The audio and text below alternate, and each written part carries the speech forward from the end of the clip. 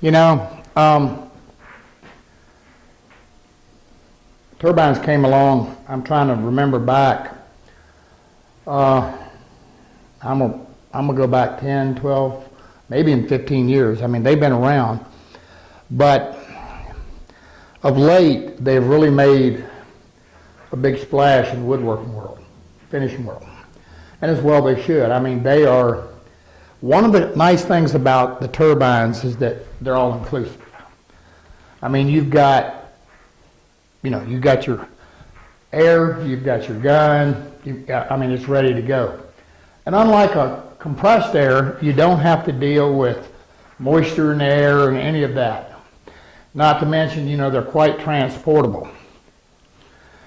But there's a tremendous amount of debate on them. The debate typically has to do with the cost. I'm going to cut to the chase on this. I know Harbor Freight, I know Erlex and some of these others, they've got these $115, $169 guns.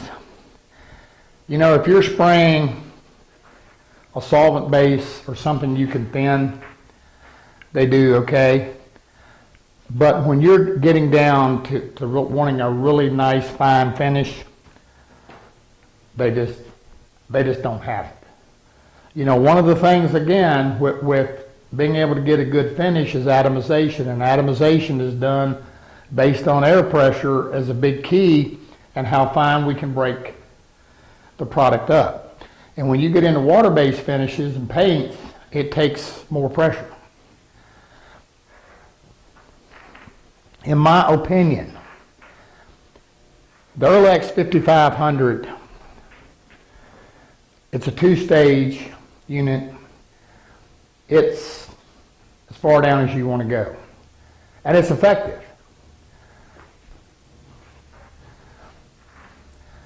Now, we talked about this in spray guns when we talked about them. One of the things with the Erlex is it's a bleeder gun.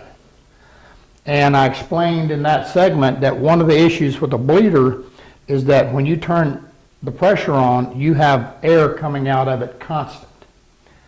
When you release the trigger, again, the air just keeps moving. Only the fluid stops. Now, I don't want to try to put because I see them on sale and the price goes, they're all over the place. But one of the things is that to make it a non-bleeder, there has to be technology within the turbine that handles the back pressure, so that when you release the trigger and the air stops, that back pressure doesn't damage the unit. Basically, the thing you got to understand is a turbine is a vacuum cleaner in reverse. You'll hear me say that a lot. And even if you go out and you look at your shop vac, there's an area in the back as the air comes in, it's also going out. You've got to be able to control that. So only when you get into the higher units are you going to find the non-bleeder guns. And as I told you in the spray gun segment, this gun does fine on a low end level. I'm not going to put it down. We've had a lot of guys come into classes with them and whatever, and we can make them work. The next step up, let me interject something. When we talk about stages, you can kind of think about stages kind of like horsepower. In reality, it kind of more has to do with how many fans or how many blades are on the fan. If you take an airplane and you got a prop that's got 2 blades on it, you're going to get a certain amount of air. If you've got 4 on it, you're going to get some more.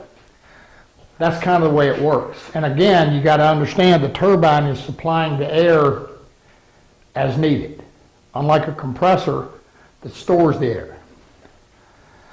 Now, this is, and I'm going to say this again, I'm not doing an Apollo commercial. We just have used them One of the first turbines I ever owned, I bought from Sherwin-Williams. And that's what I was trying to remember 12, 15 years ago, and it was an Apollo. And we used, and it was a little two-stage, and we used the dickens out of it. Of course, we were spraying a lot of lacquers and whatever then, so, they performed fine.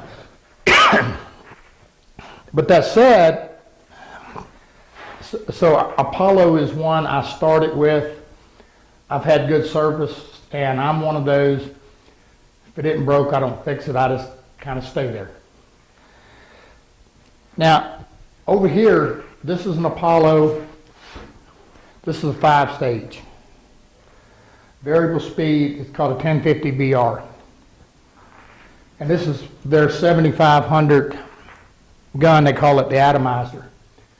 And and we're not talking guns here, but this is a really high-end unit. It does a superb job. But I think this gun ranges 1600, 1900. It's not cheap. And I mean the unit, that's the cup and the gun. The other thing, with these, you've got 20 foot of hose.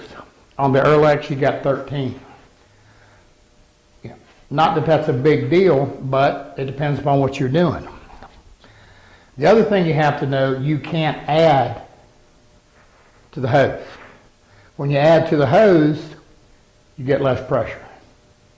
And when that happens, you're kind of stuck.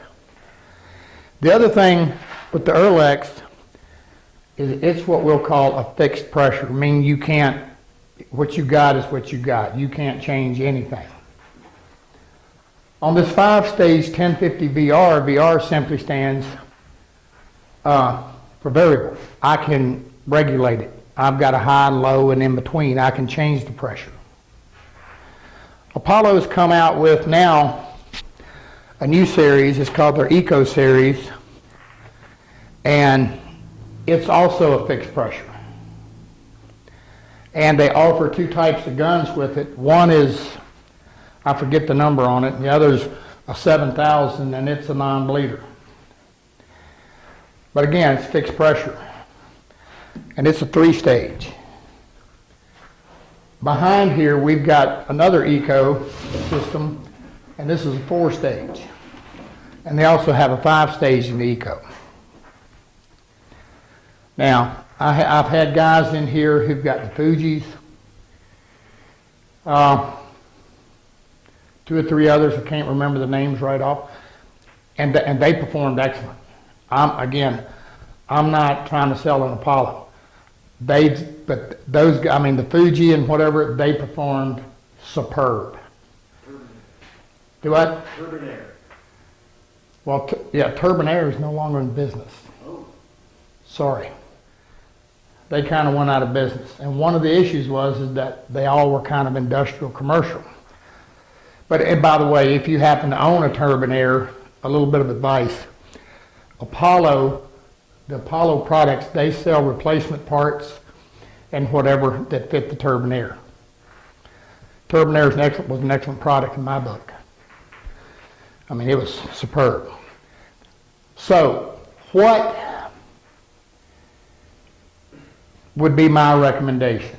I'm going to be very simple. If if all you're spraying is a little bit of paint, a little water-based finish, or even if you're spraying a little bit of solvent base, and you're not doing a whole lot, you're doing small whatever, this Erlex is going to do you fine. It's going to do a fine job. The Eco Series, the 3-stage, we've been able to spray everything we wanted. It did pretty good with paint. My choice, and I'm thinking economics, I'm thinking you. I would go something in a 4-stage. If you can afford a 5-stage, do it.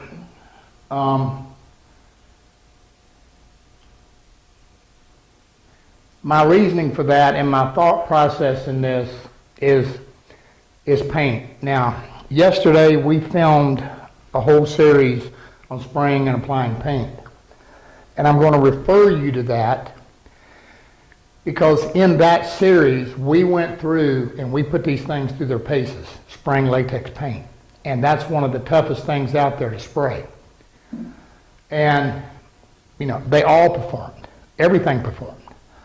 You know, but we, by and large, if you're going to spray paint, the number 4 series seems to be, that would be my choice, if you can afford it.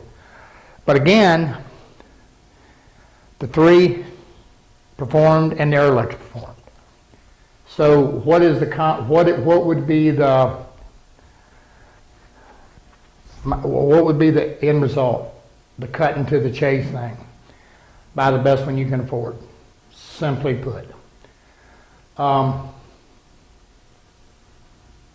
of the other things I like with the and this Apollo gun, the 7500 series, it can also be used. It's adaptable. I showed you that in the spray gun thing. You can put compressed air to it. You can also switch it to a gravity fed and whatever. These are straight up. One of the things with the Apollo is the hose in it just simply sticks in it. It's just a compression fit. It just sticks in the back and you're ready to go. The Apollo also doesn't, we can adjust the fan, we can adjust vertical, horizontal, and round. That's all we have. And we can adjust fluid. But as you'll see in the videos, if you can adjust it, you can spray with it. In the case of the other guns, we have a quick connect.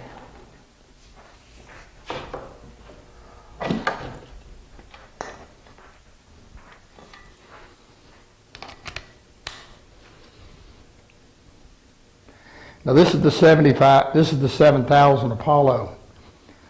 Now the other thing, and in this series you'll see, one of the things with Apollo is we've got more pressure in the cup.